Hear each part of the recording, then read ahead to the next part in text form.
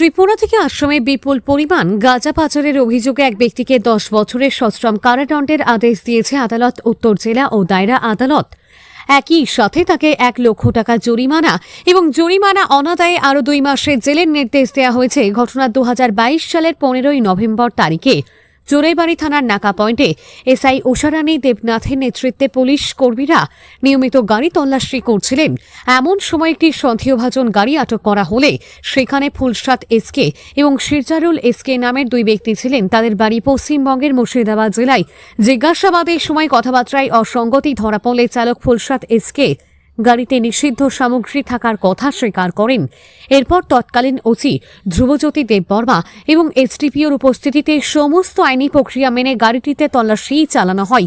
তল্লাশিতে চালকের আসনের নিচ থেকে 35টি বান্ডিল এবং গাড়ির ছাদ থেকে আরও 49টি বান্ডিল সহ মোট 84টি বান্ডিল গাঁজা উদ্ধার করা হয়, যার মোট ওজন ছিল 560 কেজি 600 গ্রাম। এই ঘটনার প্রেক্ষিতে চোরাইবাড়ি থানায় এনডিপিএস আইনের অধীনে মামলা নথিভুক্ত করা হয়। প্রাথমিক তদন্তের পর মামলার তৎকালীন ওসি ধ্রুবজ্যোতি দেববর্মা তদন্ত কার্য শুরু করেন এবং পরবর্তীতে এসআই পীযূষ কান্তি সাহা আদালতে চার্জশিট জমা দেন। মামলাটি শুক্রবার স্পেশাল এনডিপিএস কোর্টে শুনানির জন্য উঠলে বিচারক প্রমাণ ও সাক্ষ্য প্রমাণের ভিত্তিতে অভিযুক্ত শিরজারুল এসকে কে দোষী সাব্যস্ত করে এই সাজা ঘোষণা করেন। মামলার অপর অভিযুক্ত ফুলসাদ এসকে জামিনে মুক্ত হওয়ার পর থেকে পলাতক থাকায় তার বিরুদ্ধে আদালত থেকে গ্রেপ্তারি পরোয়ানা জারি করা হয়েছে। এ বিষয়ে বিস্তারিত তথ্য জানান সরকার পক্ষের আইনজীবী Partha Pal. Bureau report, S Bharat live 24।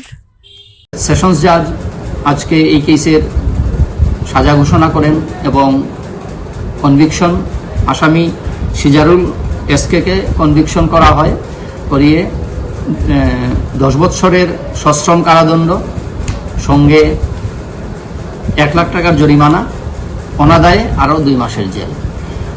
পাশাপাশি বলতে হয় ফুলসাদ এসকে যে আসামি ছিল বেইলে যাওয়ার পর সে আর অ্যাপিয়ার করেনি, তার এগেনস্টে সাইনেডাই রেকর্ড করে ওয়ারেন্ট করা হয়েছে। এই হলো টোটাল কেসের স্টোরি।